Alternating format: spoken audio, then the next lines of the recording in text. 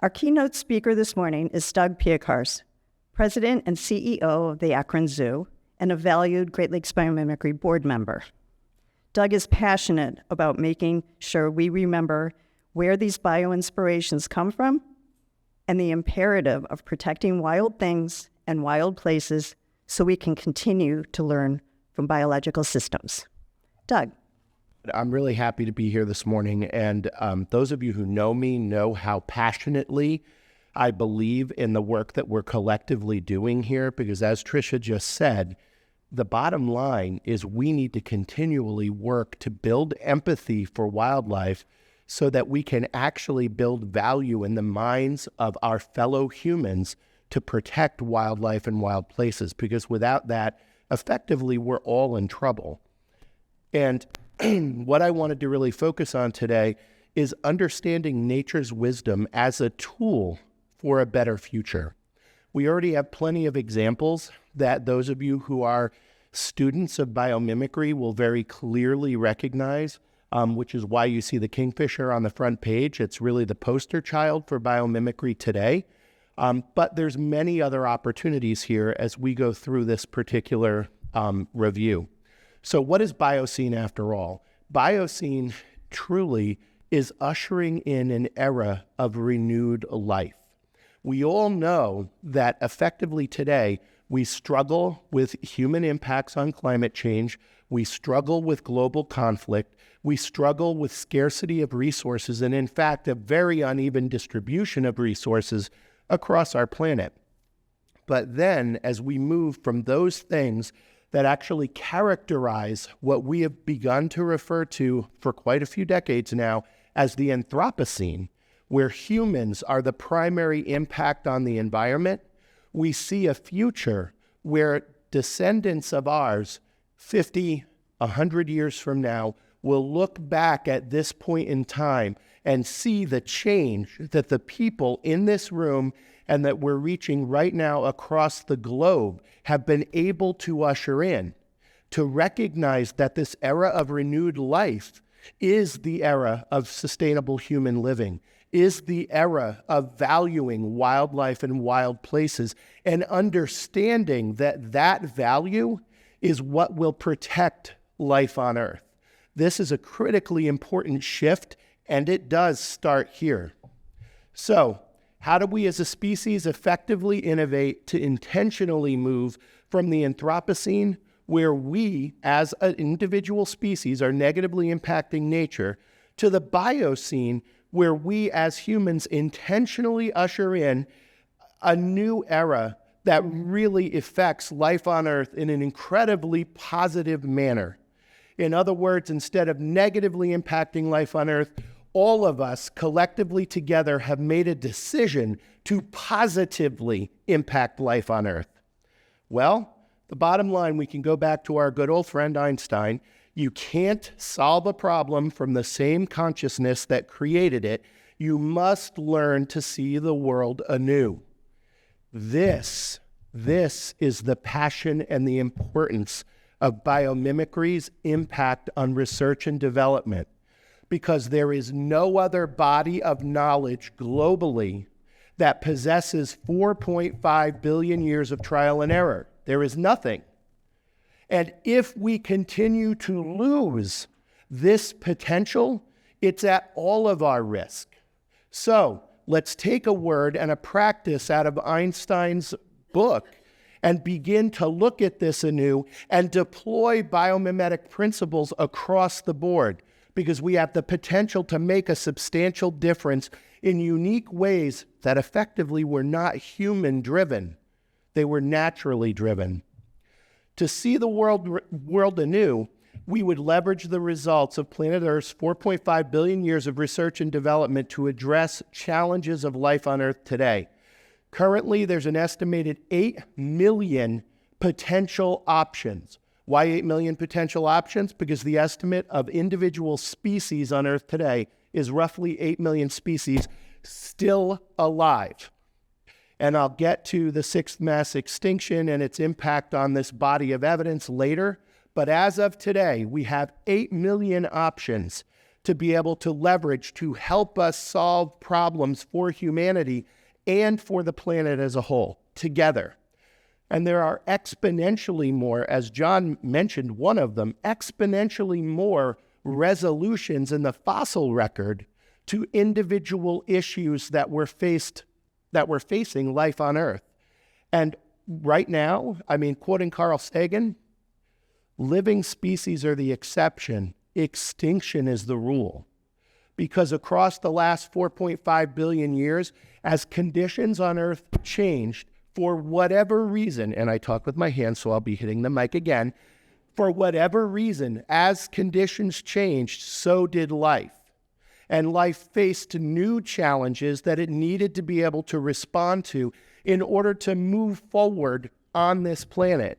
So whatever we have in the fossil record and whatever use that can be to R&D shouldn't be underestimated. But it's much harder to use something in the fossil record to solve a present-day issue than to leverage the potential and protect and preserve the potential of the 8 million species that still go through and journey in life with us on this planet today. So every species is the successful result of nature solving for a problem or a challenge to survival in a given set of circumstances, and that's over time. These models of problem solving exist at the intersection of biology, chemistry, physics, morphology, behavior, genetics, and many other disciplines in response to ambient and physical environmental changes. So as these things change, this is what's changing with it. The science that we all study was present in nature before we even knew it was there. And this is what's acting upon the 8 million species that share the planet with us today if we're just willing to discover it. And all of these images here today are from Joel Sartori's photographic arc. He's trying to document all species on planet Earth today because we are losing them so quickly that many of the photographs he took less than a decade ago are now of extinct species. And what he wants to make sure of is that at least we have a full record and description of life on Earth photographically.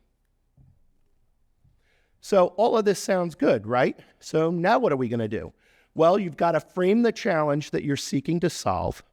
Then you need to reach out to your local neighborhood species experts, your biologists, and simply ask, hey, what would nature do? And, D&D, I put that up there. Some of you do like Dungeons & Dragons like I do, but, this is not quite Dungeons & Dragons. This is asking, what would nature do?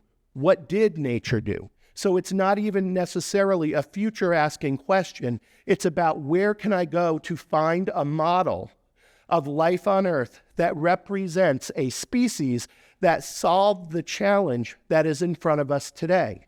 And I have some examples where the Akron Zoo has been involved and where biomimicry has very famously made an impact. But one thing I will share with you before I get into very specific examples later, there are NDAs involved, so I can only talk about the ones that I've been allowed to talk about. So anytime you get into a research and development type circumstance, the company that you may be working with may ask you not to share the fine details, but that doesn't mean your biologists can't share it with you separately from whatever the conversation was with that other organization. So I'll get into some of those details in a minute. But each one of the photos that you see up here are of rather famous biomimetic resolutions, whether it be the bullet train, whether it be Velcro, structural color, or in fact, efficiency of wind turbines modeled after the fins of the whale. All of these things created greater efficiency or new products as a result of demonstrating what species in existence on planet Earth have already done. So, bottom line, that's cool, but where am I going to find these local neighborhood species experts? I know on our GL Bio board, we've said, well, where are the biologists? We need to get the biologists involved. And in fact, that's the partnership between GL Bio and University of Akron and BRIC. It's also the experience of pulling in that pre-existing biological knowledge that's local once you understand where all of these resources exist. So with this slide, all of these categories are available pretty much no matter where you live, if you live in an area that actually has amenities of similar stature. And most of these are typically associated with any human city. So running down the list, you may say, what is the difference between an AZA accredited zoo or aquarium and a zoo or aquarium that is not AZA accredited? AZA stands for the Association of Zoos and Aquariums. It is the world's largest accrediting body for professional zoos and aquariums that can prove their educational value and impact, prove their conservation value and impact, prove their animal welfare value and impact, and their animal well-being value and impact. Finding a facility that is accredited by the Association of Zoos and Aquariums means they deploy large numbers of trained biologists focused on animal care, animal welfare, and conservation. You will find entire teams within those facilities like Akron Zoo and Cleveland Zoo nearby here who actually are species experts who can be easily leveraged in these types of conversations. And within that range, there's a greater profession, which include taxon advisory groups, meaning experts of the taxa, the genus level across all species. Species survival plans, which are deep dives into an individual species, its behavior, its biology, its care, its genetics and demographics at any given point in time. And then a SAFE program. SAFE stands for Saving Animals from Extinction. That program goes wider. It pulls in all of the partners who are working to save that particular genus or that particular species in the wild, naturally. But we'll get to some of the challenges that faces. You would also look towards your botanical gardens, your arboretums, your Metro Parks conservation staff, your national park conservation staff. Here in Northeast Ohio, we're lucky. We actually have a national park within a half hour. We also have 2 large metro parks, Summit County Metro Parks and the Cleveland Metro Parks, both huge with great opportunities for collaboration. IUCN specialist groups, the International Union for the Conservation of Nature, runs specialist groups across most species, not all, but most, which is a global collection of people who focus on the biology and the conservation of those individual animals targeted. And then the Living Planet Index conservation biologists. By show of hands, how many in the room have heard of the Living Planet Index? I see 3, 4. That's great. I'm glad some of you have. For those of you who haven't, I would definitely point you in that direction because the Living Planet Index is the planet Earth's #1 collection of conservation biology research summarized every 2 years. And the point was to grab all of the conservation biologists, wherever they are, summarize their data in one spot to provide direction to the rest of the world about the things that need to be addressed. It's an incredibly powerful document when it comes out each year, and you'll be seeing a video about it here shortly. But what's contained in there and the access to the biologists who provide that information, critically important. And there are many more opportunities within the region, many of them represented here, which is why I didn't list them, because your universities typically have a large volume of biologists that may specialize in an area, and there's other places for you to go as well.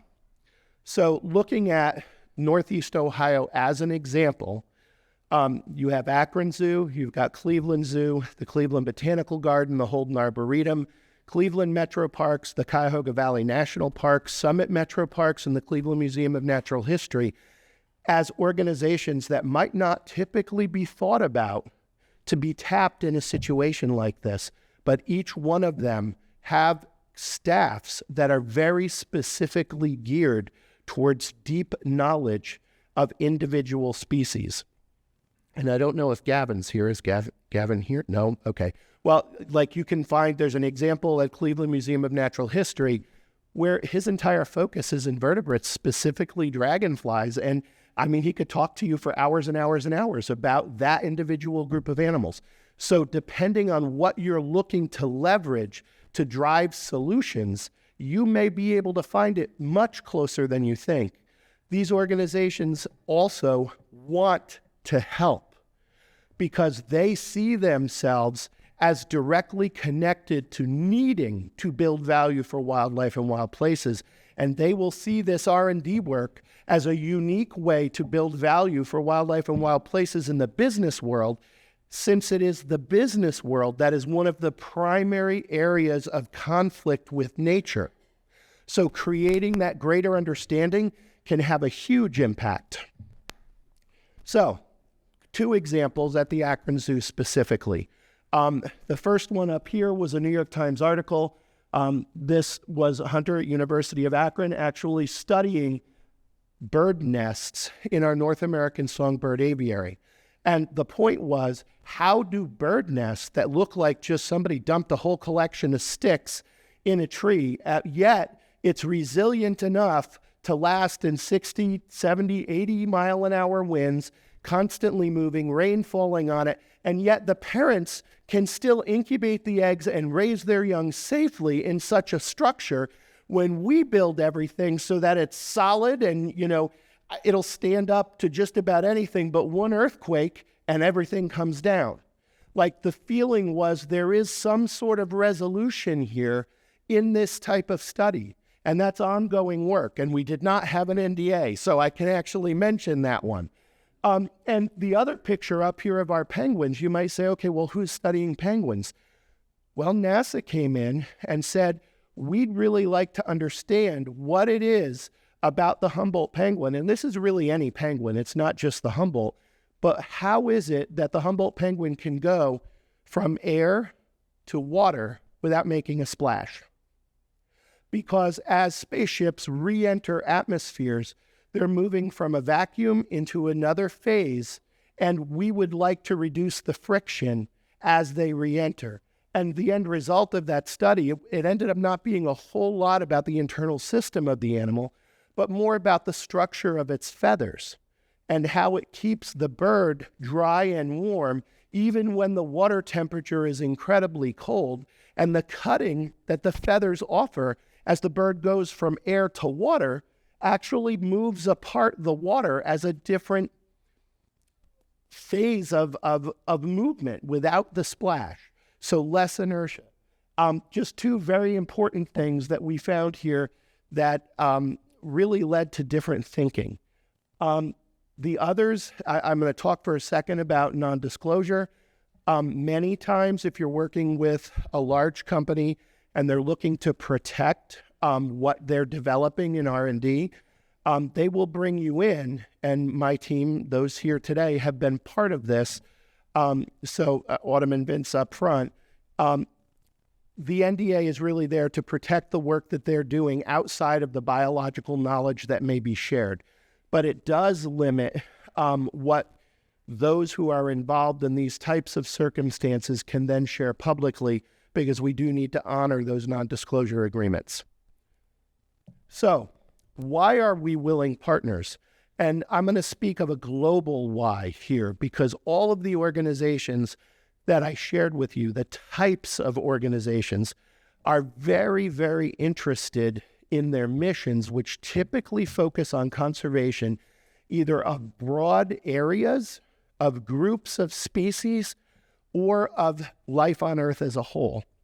And because all of us are currently working on the idea of protecting and preserving life on Earth and protecting ecological services that humanity depends on, clean water, clean air, etc. I mean, you've all heard this before. It's actually even become political. But the realities behind protecting it are relatively simple, but they require a great deal of self-examination on the individual human's part and on the business part as we move forward. So really looking at that preservation piece as the thread that runs through all the organizations that I just recently listed, that will make them come forward so that they can help build empathy for wildlife and wild places in the minds of the business community. And therefore, the minds of all the people who are not necessarily connected with protecting wildlife and wild places in any other way. So, a sustainable future is only created by removing the root causes of species endangerment. And what do I really mean by this? The root causes of species endangerment are effectively the impact of 8 billion people, not all making the same impactful decisions, but 8 billion people making less environmentally mindful decisions on a daily basis. And that is what has gotten us into the position that we're in today. So our job is effectively to figure out how to convey across 8 billion people, however unevenly, how to make more environmentally mindful decisions every day. And then we begin to have this multiplier effect on how to resolve the problems that our environments face right now. And that's going to be really important to how we handle this. Species being affected by the root causes of endangerment, it's not just out there. We all are. Because what's the purpose of conservation of life on Earth?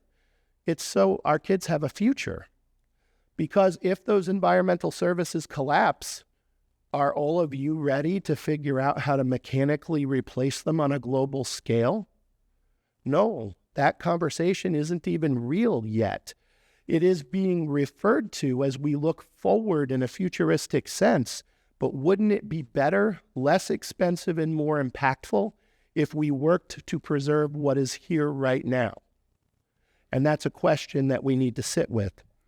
The other piece I'd want to touch on with this slide, empathy, is all about looking through the eyes of another, feeling through the emotions of another. It's about putting yourself in the place of the other. It is much easier for we as humans to put ourselves in the place of another human than it is to put ourselves in the place of another species sharing spaceship Earth. And we have a heck of a time putting ourselves in the shoes of another human. So you can imagine how much more difficulty is available in creating empathy for wildlife. And it's one of the reasons this has actually become a major area of focus for anyone working in conservation biology today. Because that is the point behind building value. Building value leads to building empathy. And it's very, very critically important. So each species lost to us is effectively the loss of 4.5 billion years of research and development on a specific challenge. Each genus lost, if a species loss is 4.5 billion years, a genus loss, folks at Stanford just referred to genus loss in the sixth mass extinction as biological annihilation, because of the impact of the loss of an entire branch of life on Earth. And then, if we all understand this, really, where do we go from here? I took a quote from Theodore Roosevelt: "The wildlife and its habitat cannot speak, so we must and we will." And that is the why behind all of the organizations we saw up here. And I imagine for many of you in this room who value the impact of biomimetics and biomimicry in the work you're doing, because you need to keep it around in order to be able to leverage it. Now, I want to take a look at where we really are today. Following the Living Planet Index, today, 69% of wildlife populations that were directly censused, the animals are in front of me and I have counted them, in 1970 were gone by 2022. Sit with that for just a second.